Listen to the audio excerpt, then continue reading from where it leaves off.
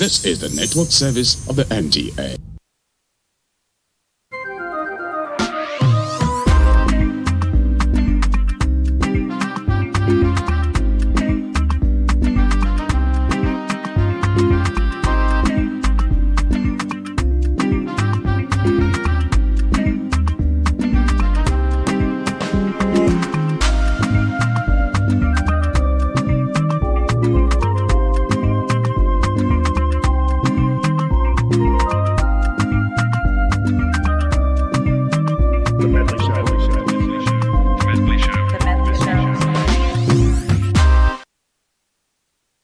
It's another interesting edition, and I'm so excited to have you join us on today's edition of the Medley Show. Of course, you know, anytime we're in the studio, it's 1 hour of great content, great entertainment, and of course, to educate you on several things happening around you that you may or may not have an idea about. So, it's the Holy Week, and of course, Ramadan is still on. It's a season that is, of course, characterized with a lot of giving, a lot of receiving, but maybe more on the receiving side. But today I want to talk about giving. Like, what does giving mean to you? You know, there's a very popular saying that givers never lack. And we're very familiar with the scripture that says it's more blessed to give than to receive. So today we want to take the next 1 hour to celebrate individuals who have given selflessly, and not just given, but accountable giving, where the impacts can be measured, how far they've gone, how much they've done, how many people's lives have been changed by virtue of what they do selflessly. Yeah, so that's what we're going to be talking about today. And of course, celebrating all that's happening around the Holy Week. It's building up to Easter, and of course, the Ramadan is a few days or a few weeks to the Salah. So we're going to be talking about all that today on the Medley Show. So if you're ready, it's time for that 1 hour of great goodness. First off, let me kickstart the show with a feature. This one is on volunteering and sacrifice. It was put together by Reed, but a lot of people do not really know that volunteering is a very, very important aspect of giving. Yes, it is. So let's see this feature, and when we come back, my guests will be in the studio and we'll get to talk about all of that. We'll be right back. The Medley Show. The Medley Show.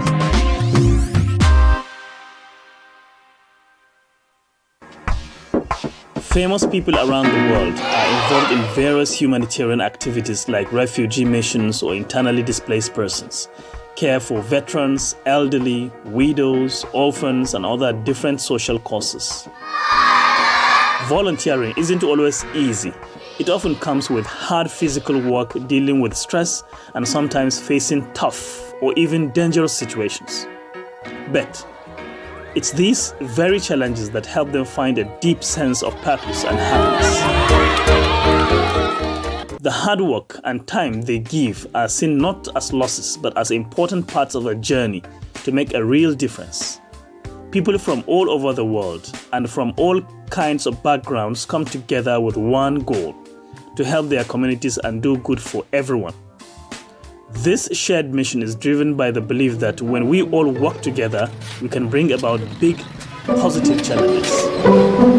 Whether it's helping out after disasters, guiding young people, or fighting to protect our planet, volunteers are the quiet heroes making a better future for all of us. Volunteers give their time, energy, and sometimes money, not expecting anything in return, like money or fame. They might even put their dreams or job on hold to help with causes they care about. This shows a strong commitment to their beliefs and to helping others. It's a way of showing care and standing together, ready to take on the costs for the good of others and the wider community. Today, with so many problems like poverty, unfairness, and harming the environment, we need volunteers more than ever. As people keep giving back in many ways, they are creating a lasting impact of hope, strength, and togetherness. This effort helps not just those who get help, but also those who give it, making a cycle of kindness and growth. Celebrating what volunteers do help us all remember our shared humanity and the belief that, together, we can face and overcome even the toughest challenges.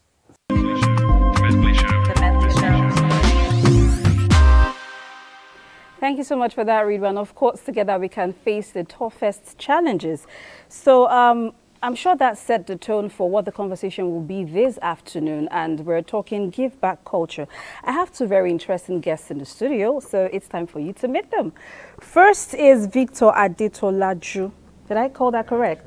He's the founder of Association for Student Social Welfare in Nigeria. Okay, welcome to the show.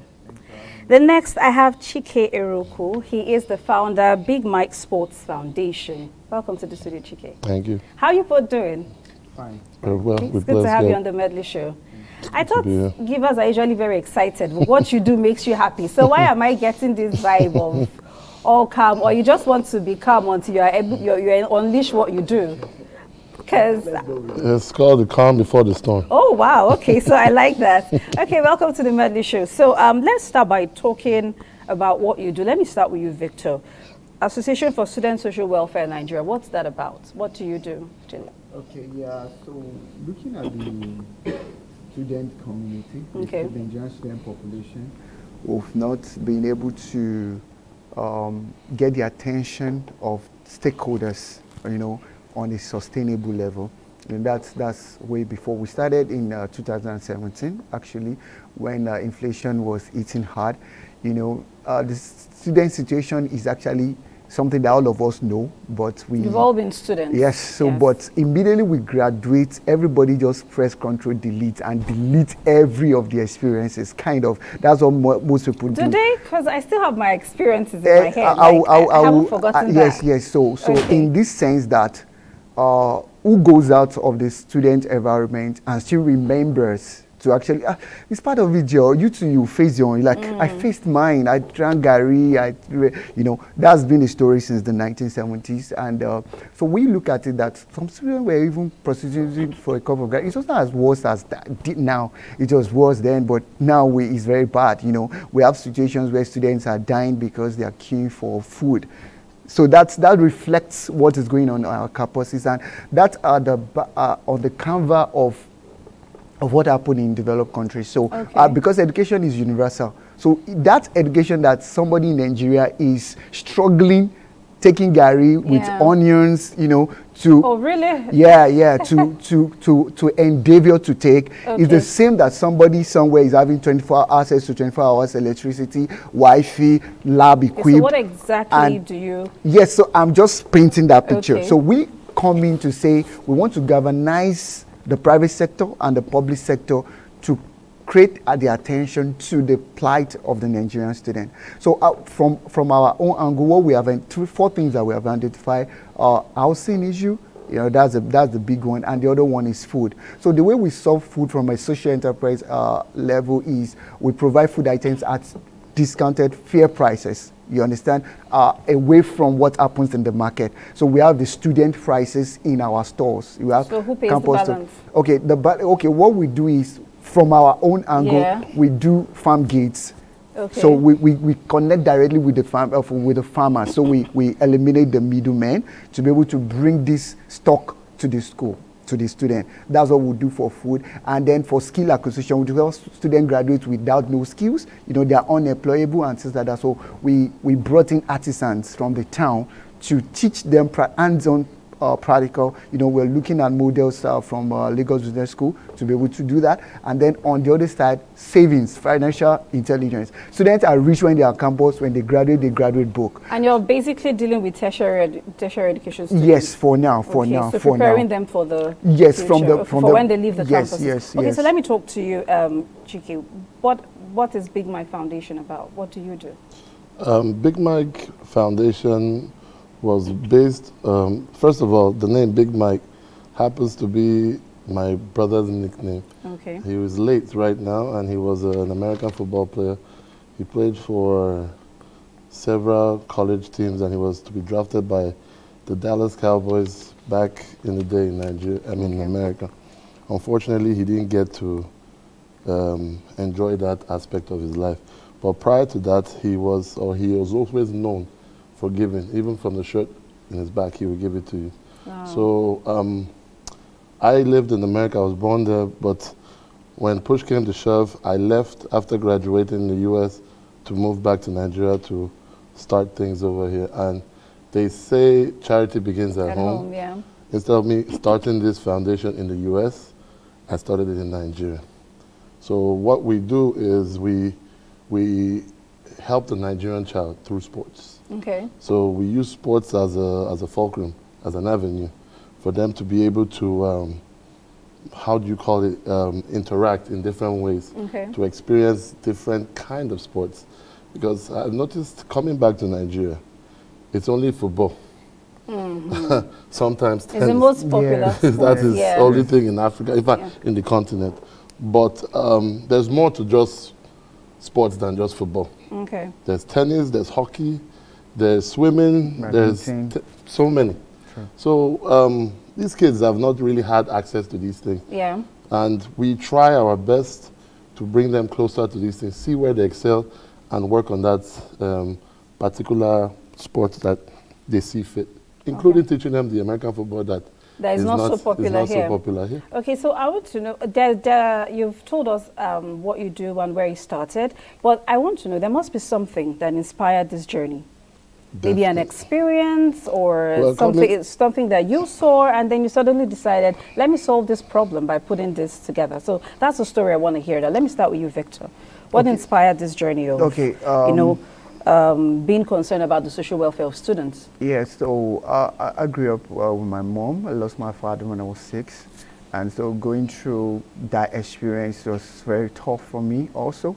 So, and I saw a lot of students. So I had my mom works with the school where I started from. And so I went back from Abuja and I saw the life the students were living. First, I discovered that if the student, with my experience in Abuja, I discovered that what is happening to them, they can't make up in the marketplace. That's the first thing. And I discovered that they have a problem at their hand that they can't even fend for themselves.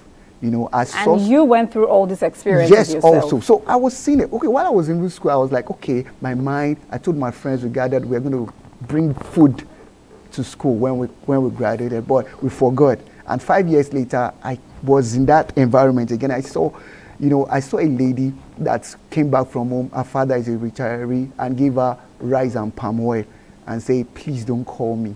You know, I have students that they will flash their parents. The parents will send them, please call me back. You know, it was that bad, you know. Wow. It was that bad, yes. And all of us have these experiences. Kind of, we know. Even the ones in private school have their own share of the story. True. So we're like, okay, this is very daunting. And then what we discovered is that the federal government, you know, in the 70s, the schools, you know, in like that school we started from at the cafeteria, you know, but it's converted to an hostel now, you know. So as the education system was growing, as our population was growing, the welfare, you know, from eating at the cafeteria, everything just got shrinking and stuff like that. So nobody is talking about it again.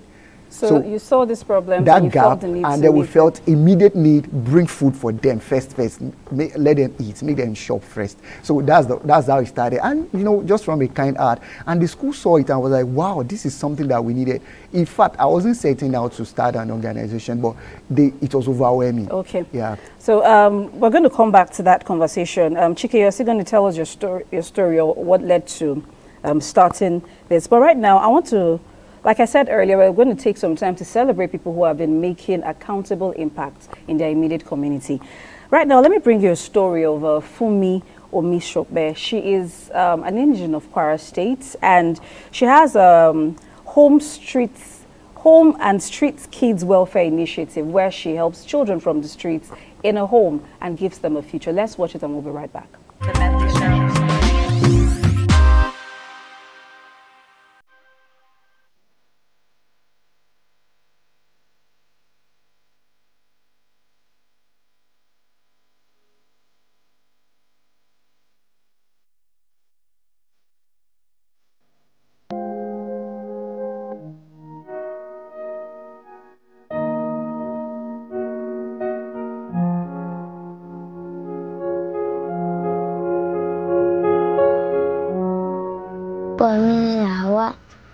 Lao, you Tarasiji, I feel my Asimoja.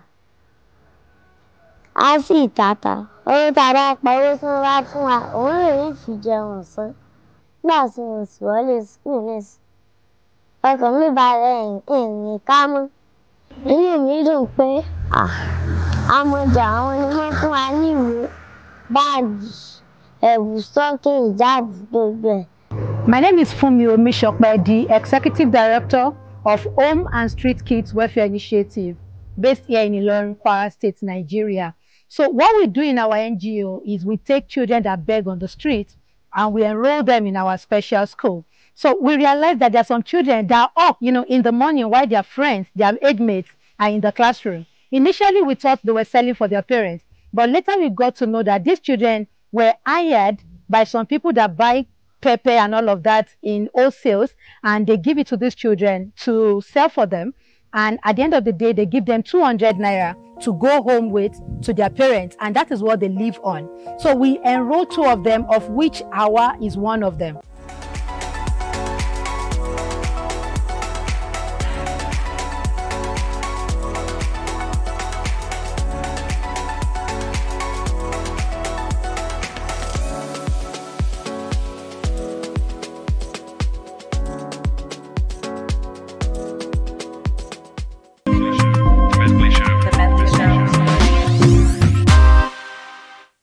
A very inspiring story of Hawa there. Thank you so much, Funmi, for making sure that children like Hawa find a place in the schools.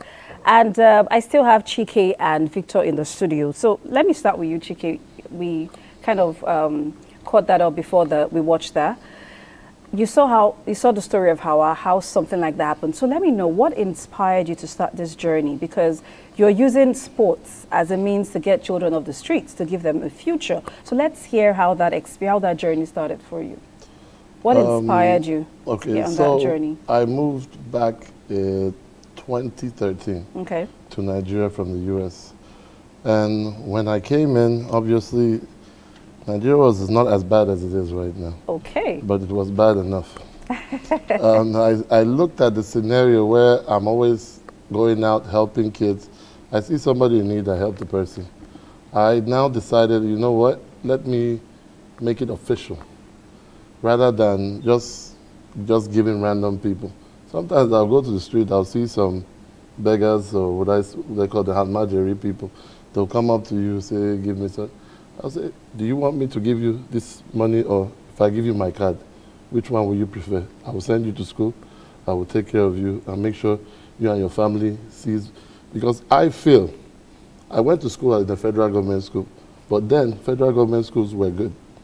Now you actually have to send your kids to private school for them to get the kind of education. Which is more expensive. And it's more expensive. Yeah. I went to federal government college Odogbolu in Ogun State.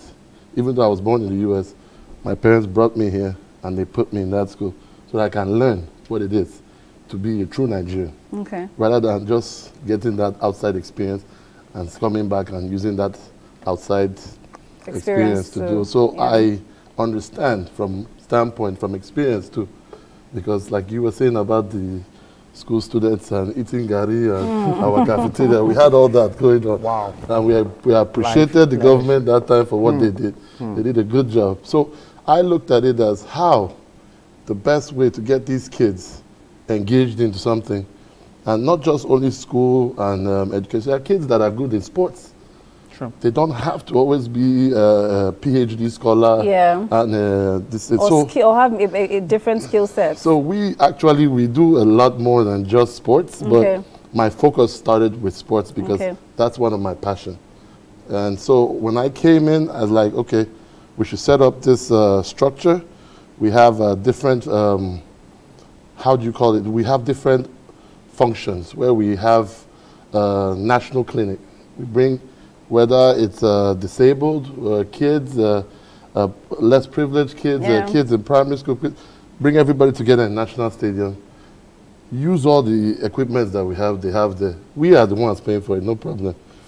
See what you like there. From there, we will be able to pick 1 or 2 that we can actually advance. I have friends, because with my bag, I have friends that actually I played with. Okay. So they are actually coaches in foreign countries, in the US, in different places, and they are looking for people that they can actually enhance to get to where they need to be. And education doesn't have to come from just simply going to school. Yeah. You can learn it from a vocational skill, for instance. Sure. You can learn it from sports. So I looked at it in that aspect. And in the US, sports is actually a $3 trillion business. Okay. Yes. You can go and verify, as Peter Obi would say. But we on our own use that aspect that, you know what, Nigerians are actually talented. Okay. I did not know how to play American football when I got to the US, because I went back to the US from Nigeria in 2001. I didn't know anything. They taught me from beginning to end, and to the point where even a professional team wanted to take me. So it tells you that it's something that you can acquire. Okay. As far as you have the talent to do it and you have the determination. And sports teaches you discipline. It teaches so many things. And as long as it gets the children off the streets. It gets them busy. Yeah. Sure. They say the idle mind is the devil's. Oh, sure. So we try to do that. Okay, so let's talk impact stories. I know you're from Onitsha, and then you've done some of your outreaches in your community, and you've also done stuff like that as well. So I want to talk about the impact that these things that you do, the immediate impact it had on your on the communities that you do this stuff to, because I don't think you just randomly pick people. I believe you find a particular, I believe you find a particular place where this need is, where they have this need, and then you try to solve that problem. So let's talk about the direct impact, some success stories that you've had by reason of what you've done in these communities. Let me start with you, Victor. Yeah, thank you so much for that question. In 2017, like I was saying, so the school management saw that what school management now? That's the Federal University of Adeyemi Federal University of Education. Okay. Just turned from College of Education to university. So the management saw it and was like, wow, somebody is having a mind to do this, because all the staffs, what we don't understand is all the staffs are over-labored with all these issues. These indigent students, there are some staff that are paying school fees, feeding the student, you know, from their... Really? Yes, it's going on rapidly. So when they saw somebody coming externally, they were so excited. They gave us an office, and later the school came to us in our entrepreneurship drive and was like, how can we institute this into the college curriculum? And we brought in experts from the Lagos Business School that designed curriculum for entrepreneurship in the college. And they're getting this for free? It's part of the school fees now, just a token, you know. And we brought in artisans, over 77 artisans from outside. It's part of the curriculum right now. And the impact is that we have over 20,000 students that have gone through that. It's compulsory for all 100-level students right now. And when COVID-19 hit, we discovered our students were all busy, like you mentioned, you know, and the rate of vices on campus reduced drastically. Because they had acquired skills by virtue of what you were teaching them. There's a day that is now dedicated to entrepreneurship in that school right now. Oh, wow. Yeah, so our students can sew, they can make bags, they can build websites, they can do graphics. It's now part of it, because with our research we discovered that students graduate and start learning these skills. Why not learn it while you're on campus? So we taught them make fashion design, makeup, you know, how to make wigs, how to make all those things while they're on campus. Okay. Yes. So that has really, you know, given that, and a lot of schools are already calling us, you know, we want this to set up the same thing in their school. To set up that structure. That's amazing. Yeah. Please do remember that you can send us messages to 0811-778-2020, and of course we'll get to read it on the show.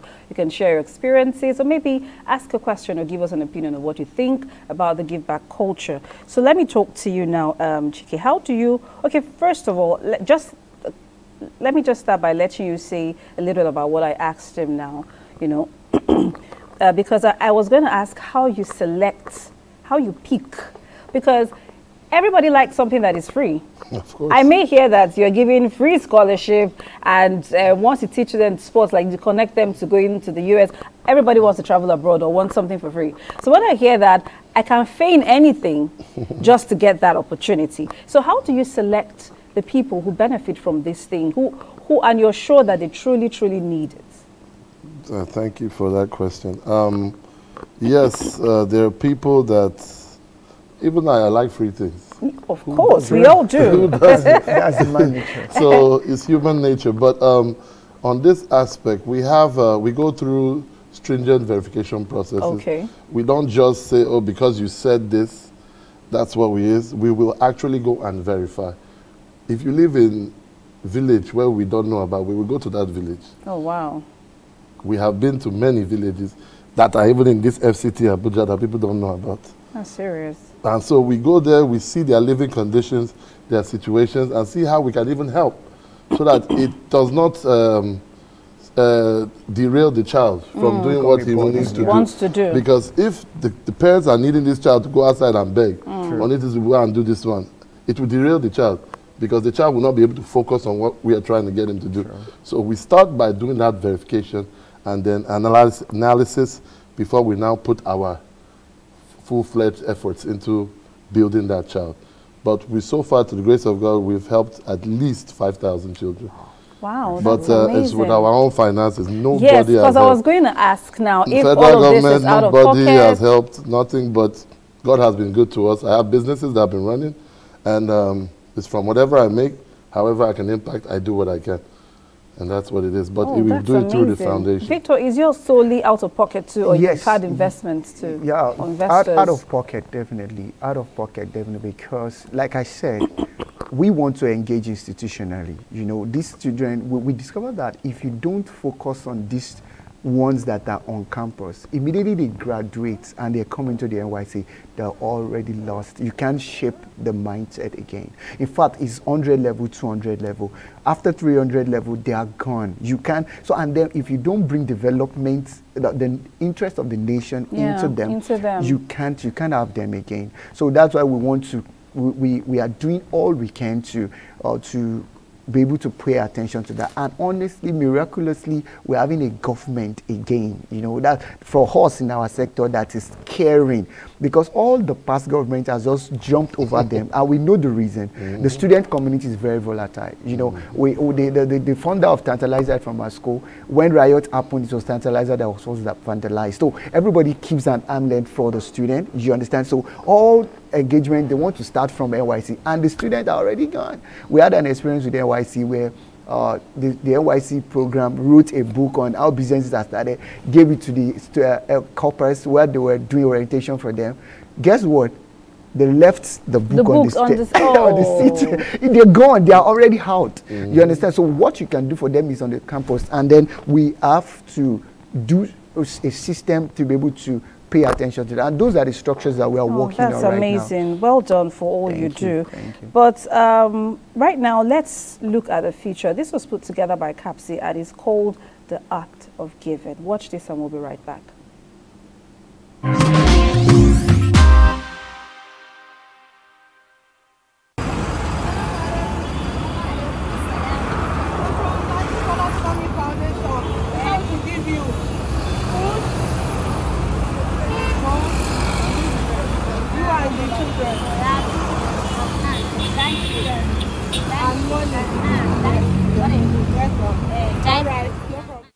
Giving from the heart, without any expectation of something in return, is a beautiful act.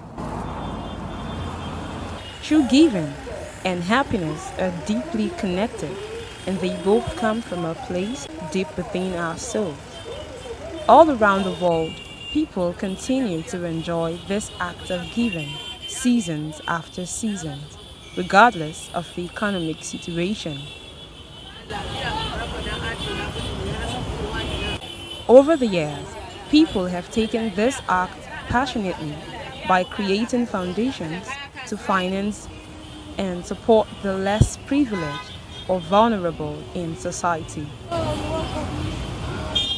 Dr. Tony Rappo, through his Freedom Foundation project, has committed himself to tackling issues of drug addiction, urban poverty, and community development in Lagos, Nigeria.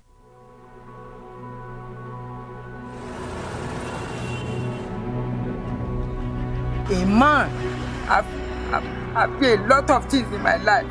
I'm begging everybody to have mercy on me. The Lagos Diaries documentary series is a Freedom Foundation production that puts together works that the foundation does in identifying, rehabilitating, and integrating selected chronic drug addicts within society.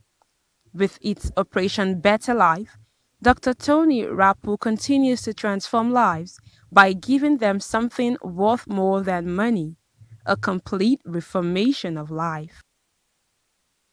It's really hard work, but many times we come alongside these men and women and offer them a chance for a new beginning.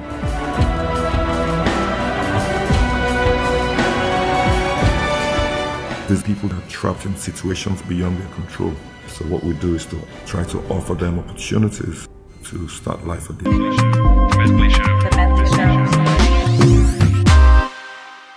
Of course, everyone needs an opportunity to start life again, and that's what we're talking about, celebrating today on the Medley Show. And I still have Chike and Victor in the studio, and we've been talking the give back culture.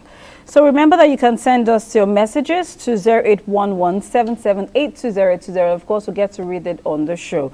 So what I want to talk about is possible challenges that you encounter in doing this. I said this because of course you're doing a good course, but it can all be bed of roses. I understand that. Okay, I know you're probably going to say, oh, the financing still handle that, but I want to talk about practical challenges that you face, maybe in handling these children or handling the students, or even carrying out some of the acts of kindness that you do. Because I remember I saw a video sometime on social media, a lady she's been passing through that bridge, and every time she sees this particular guy, so that day she takes him, and he's always begging, so she takes him to get some food to eat, cleans him up, buys clothes. Then of course, you know, this is that everything we do now, we'll make a video and put on social media. So what she did was to get him off the bridge and get him a job. But then when the family of the boy saw that, they said she had kidnapped the boy. There was a lot of ruckus around it. They called the police. She had to start looking, and the boy had left the place where she got him a job. So now she had to start looking for him, to find him. There was a police on her trail, you know, all of that. Eventually that was sorted out. So I want to hear some of the challenges that you've had to deal with in doing these acts of kindness that you do. Let me start with you, Chike. Well, in line with what you just said, it happens most of the time when people that are benefiting from these vulnerable kids on the streets, they come out to you with all kinds of unnecessary statements, saying that you're trying to do child trafficking, so many things. We're registered with all these, NATIP, everybody. So it has nothing to do where they will come, and we verify these kids through their families. We get them officially to write off, say, please, this is your child. Though. We are not going to put our effort into this child without your permission. Because it's one thing to say, oh, you want to help somebody. It's another thing that when you help somebody, they will use that against you. Okay. It happens all the time. You see it, just like you mentioned. So we have that issue. When it comes to kids, I mean, if you have a child, one child is enough problem. Imagine chasing all these children. Because we start from from 3 up to like 8, 9, because that's the foundation. That's where you learn. That's where I learned. I mean, when you get to university and all that, you must have still remembered what you were taught at that early age. So these are the kids that we focus on because we want a better Nigeria. And it has Nigeria to start from the children. From your orientation. I wouldn't even be doing what I'm doing if I wasn't orientated well as a in child. that way. So that's just simply it. I was in a church, was it last week? We had some classes, and the person advising us tells us, say your children, just do certain acts of kindness for them. Tell them, take this sweet. Go and dash the different children. When you come, give them two sweets. So that they will see what it appreciates to give people. And from there, they will have that culture to be able to want to give of their own accord. Very correct. So these are the things that we have suffered, but by the grace of God, we're still pushing on. That is not a deterrent to what we want to achieve. Because we want our kids to grow up to be law-abiding, responsible individuals. I want people like Mr. Victor here, kids to grow up. I want to help, bring initiatives to help. We can all help individually and make this country better. And that is the essence. So, Victor, let me hear some of the challenges you've had to deal with. Okay, like I said, the student community is very volatile one. I remember have they attacked you before? Officially, I remember students attacking me with guns. Wow. Yeah, so the mentality is human nature, actually. Psychologically, the most difficult people to help are the people that are vulnerable, because it has become an habit. It has become a lifestyle for them. So when you're coming, and then we are in a country that we've not institutionalized act of kindness in the way that, you know, I study America's structure a lot. Peter F. Drucker, that's managing non-profits. You know, our aged ones that are retiring, they are supposed to come into paid volunteers. Of course. You understand? We're supposed to have structure, and then when you give, you should have a tax cut. You understand? So people now begin, and you can give your time and say, okay, I'm working here, but by this time I'll be free. I can volunteer for that particular NGO, and it's going to count on your income. You know, those structures are not there. So everybody just, who is this person coming to our space? You know, I remember that incident. I was exiled from that campus for like 5 hours. Wow. So what happened? We wanted to help with transportation. We discovered after exam, all the drivers in town just hike the prices astronomically. So we went to them, spoke with them. These children are your children. You know, we spoke to all the park guys and said, okay, we're going to give you so numbers of buses. So 2 days. So the first buses came, the first day was so I think what happened got into the head of the student leaders, and they're like, oh, they want to take our space. I'm like, take your space, how? We're helping your student. That's how they came and said, no, this thing, we are cancelling it now. You know, at that point, I need. So they were not benefiting what they were getting before as a result of what you were doing. Getting before. So what was the essence? It was just an ego tripping issue. Okay. So it's so those are the kind of issues, and then lack of attention by the government. And you're talking to, I was in a private organization recently, and I was telling them, this is what we do for. They're like, students. Never. Those students. But you know, people are also are actually under the impression that students are very rich. People do not really believe that students don't have money. I heard somebody saying recently, as a civil servant, you know, you have Pride Week, you know, and you have some week that you are eating chicken and some week you are eating granola. Oh, wow. You know, so it happens with the students. And that's why we are bringing service culture to them. And that when you have your surplus, some of them have rich uncles, they are having 10 uncles. You know, we have partners that are helping them, you know, with that savings, so that you don't graduate broke. I mean, nothing. You're starting from scratch. No skill, no money, skills, nothing. No money, you're just blank. That's a very bad state to be, and it's depression, you know, it's a whole lot. So those are our issues, you know. Now we know how to engage better, how to, you know, carry the stakeholders along and stuff like that. Okay. Yeah. So let me ask this. We've established the fact that most of what you do is, all of what you do is out of pocket. True. But you still see the need to do, regardless of the challenges that you face. And some days you're excited about doing it, some other days you're wondering who sent me to do this. I mean, I understand that. I've been arrested before, like slept in the cell. So, but you find it a very important responsibility, and you still do wake up every day to do it. So I want to find out, in your opinion, why do you think it's important for other people like you to get involved in offering these acts of kindness to people who need them? Let me start with you, Chike. Let's put it this way. One good turn deserves another, right? But in this aspect, we're not worried about whose turn it is. We're more interested in what you can do to better the next person. Right. So that person, whatever you do, will do something to better the next person. It's a how do you call it? A domino effect. Yeah, chain effect. So it happens that a lot of these people that I've helped, they are in a better place than they expected to be. And I'm very happy for them. It takes nothing for me to do what I do, because I do it because I want to do it. It takes a lot from you. It takes a lot of money from you. Yes, but what I'm saying is that I like what I'm doing. Okay. It's not because of the amount of money that I can make. It's not because it's taking money from me. But I like it because I know it tomorrow, like I said, it will then trickle to somebody else and to the next person.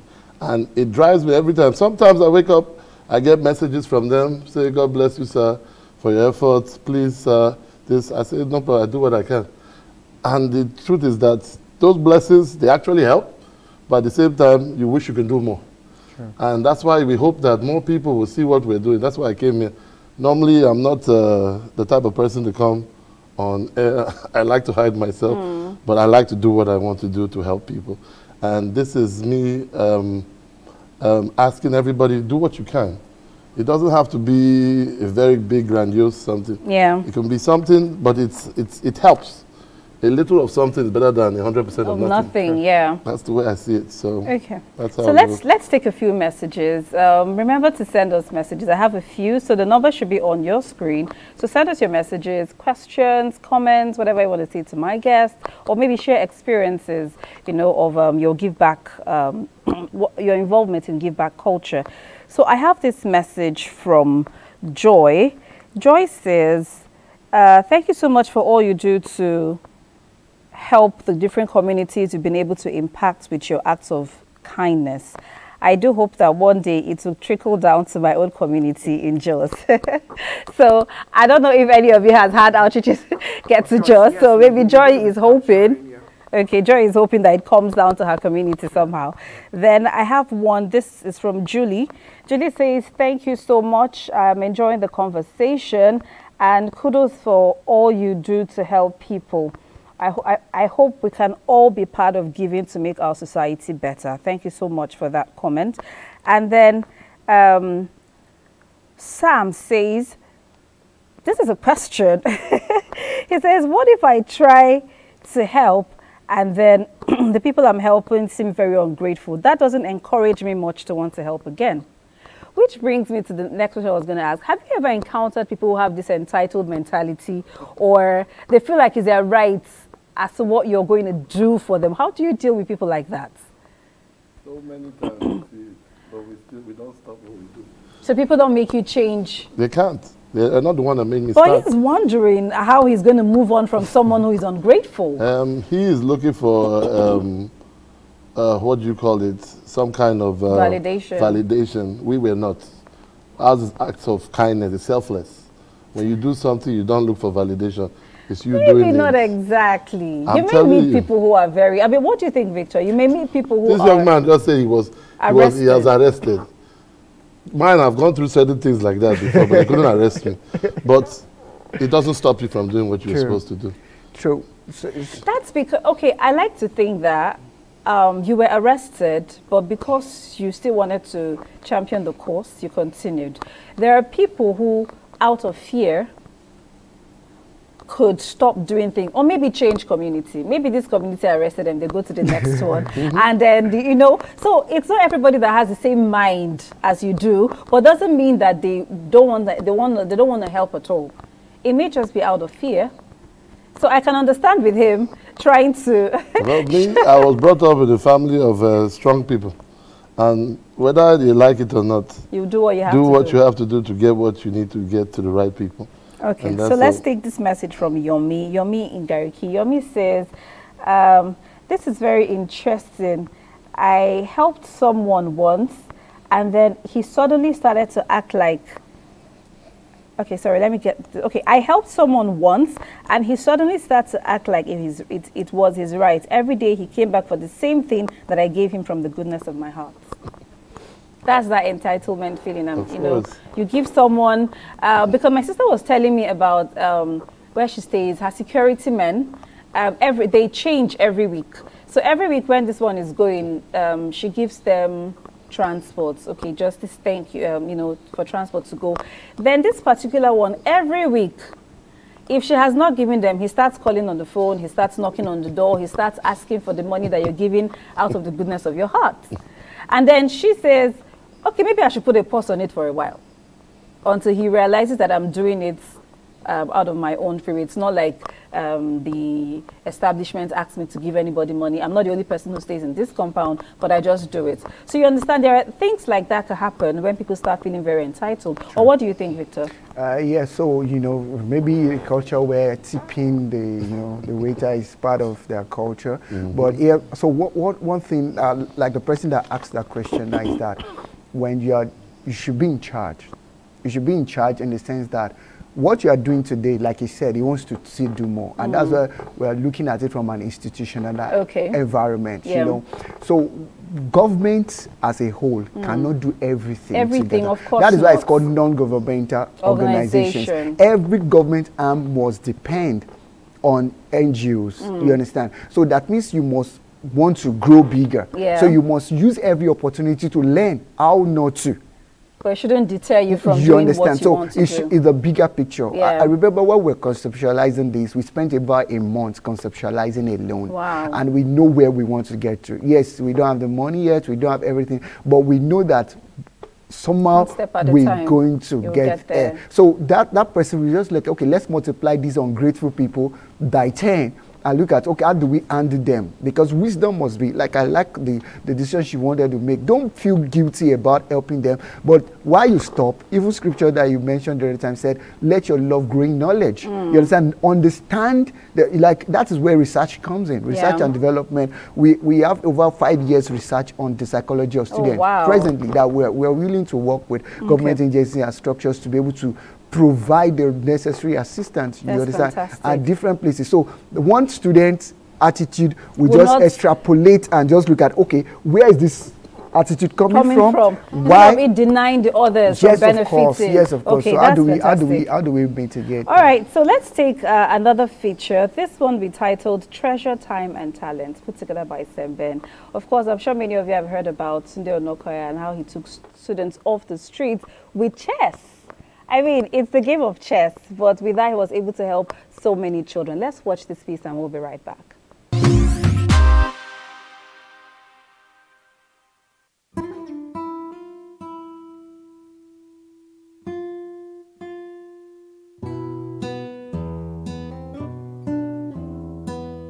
In the vibrant city of Lagos, Nigeria, Tunde Onokoya has emerged as a beacon of guidance, lighting the bulbs on the pathway to treasure, time, and talent for those who seek it.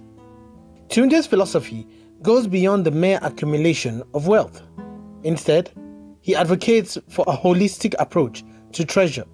He encourages young individuals to treasure not only material possessions, but also the richness of experiences, relationships, and the impact they make on others. Time, the most precious commodity of all, receives paramount importance under Tunde's mentorship. He remembered when he had to drop out of school for a short while due to financial problems, using the time not just to learn a handiwork, but was also mentored by his first chess coach, and he hasn't looked back from chess since then. With a profound understanding of its fleeting nature, he decided to impart the wisdom of prioritizing children from the slums, managing his commitments, and cherishing every moment as an opportunity for growth and fulfillment for both he and his students. Talent, the innate gifts and abilities inherent in each individual, find its spotlight in Tunde's teachings. He believes in the power of self-discovery and the cultivation of one's talents. He remembers a student who was looked down on, but after his first unofficial class, the student was solving complex chess problems. He also believes in guiding individuals to uncover their unique strengths and passions and empowering them to share their gifts with the world.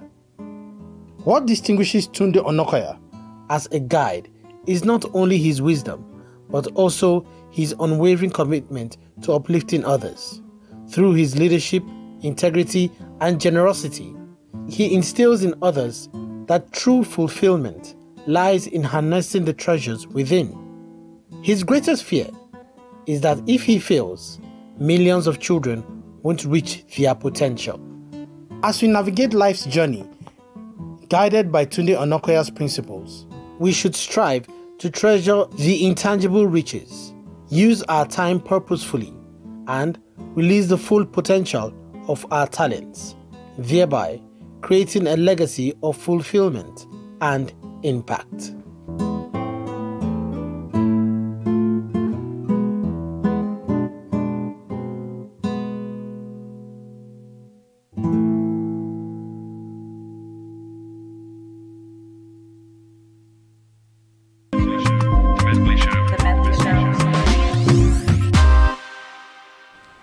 Well done, Tunde Onokoya, for sharing your knowledge of chess with the world and, of course, helping these children get off the streets by keeping them busy when they learn this game of chess. Even though I've tried all my life to learn chess, I've not been able to, but kudos to every child who has been able to grasp it through the Tunde Onokoya's tutelage.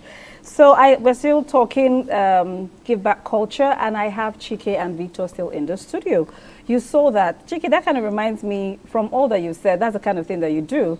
This is just chess, but you have like several other sports that you engage these children in. So what I want to ask now is, again, we have established that most of what you do, or all of what you do, is out of pocket.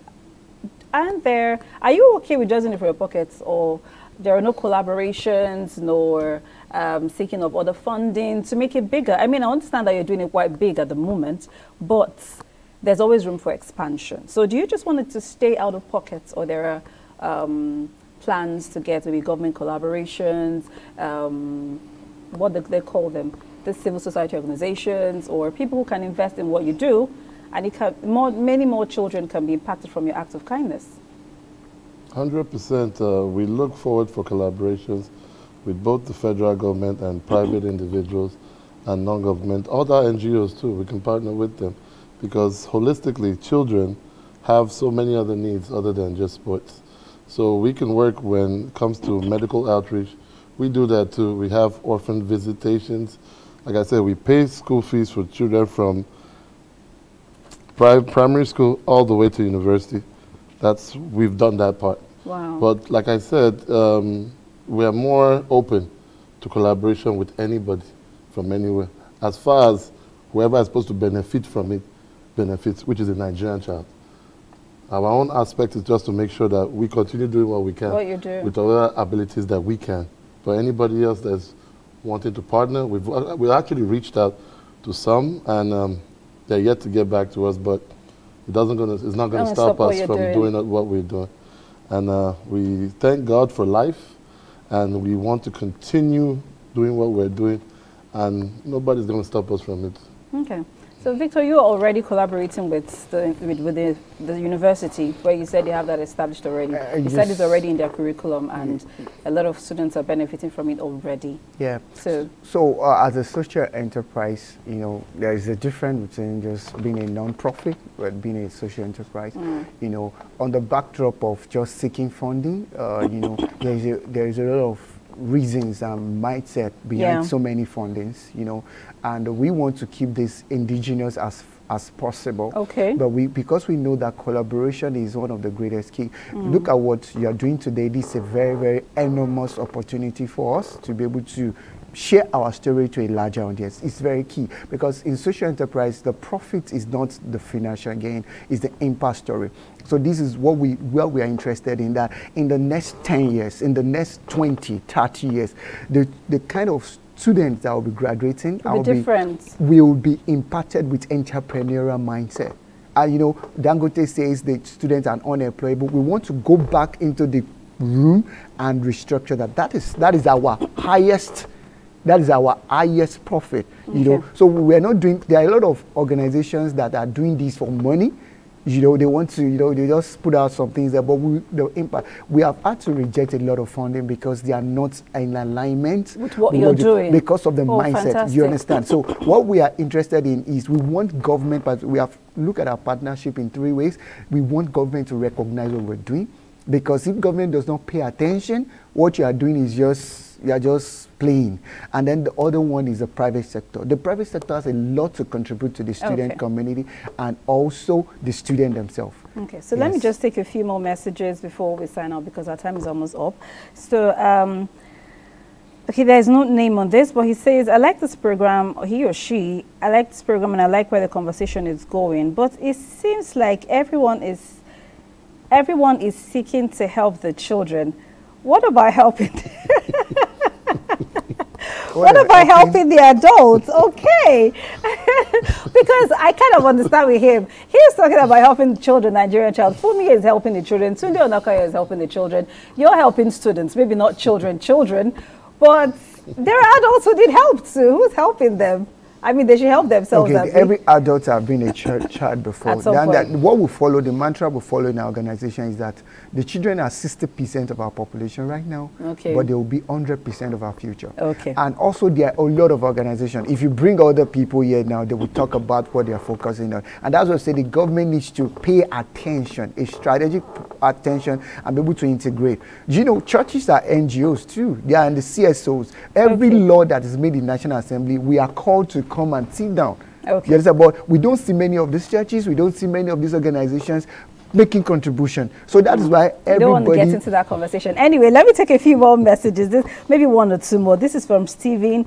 Steven says, I like the conversation. I like that we're making efforts to raise children who are different from the generation we're coming from. That is laudable. Thank you so much for that message, Stephen.